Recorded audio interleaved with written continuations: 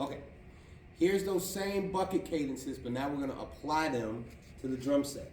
Now, instead of playing in with your right hand, we're going to play in with your right foot. Got it? Like this.